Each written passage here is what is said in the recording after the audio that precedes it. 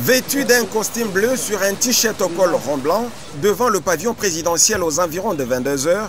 le secrétaire général de l'Union pour la démocratie et le progrès social est bel et bien présent à l'aéroport international de Ndjili pour accueillir, comme il l'avait annoncé lors de la matinée un jour avant, le président français. Un peu loin de là, la base du parti, massée le long du boulevard,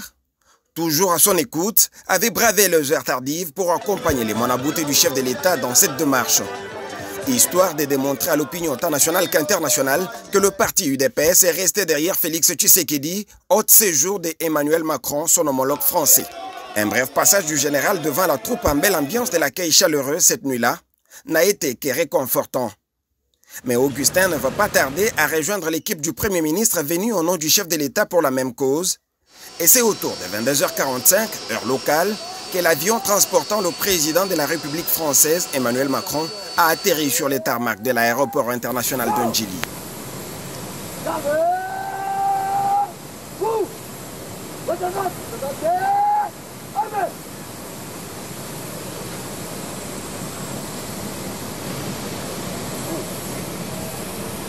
Sans hésiter, le président français, en présence du Premier ministre congolais, a donné une poignée de main chaleureuse au chef du parti au pouvoir,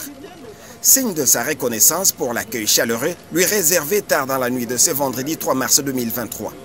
Ce n'est qu'après le passage des troupes en revue, suivi d'un bref échange avec le Premier ministre au salon présidentiel de l'aéroport international de Ndjili,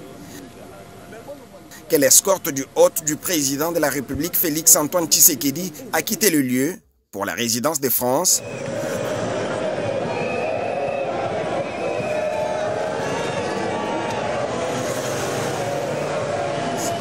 Alors que le chef du parti au pouvoir, appuyé sur le boulevard, était passé pour dire merci à la base qui a observé à la lettre son message, c'est-à-dire un accueil chaleureux, sans casse ni autre dérapage.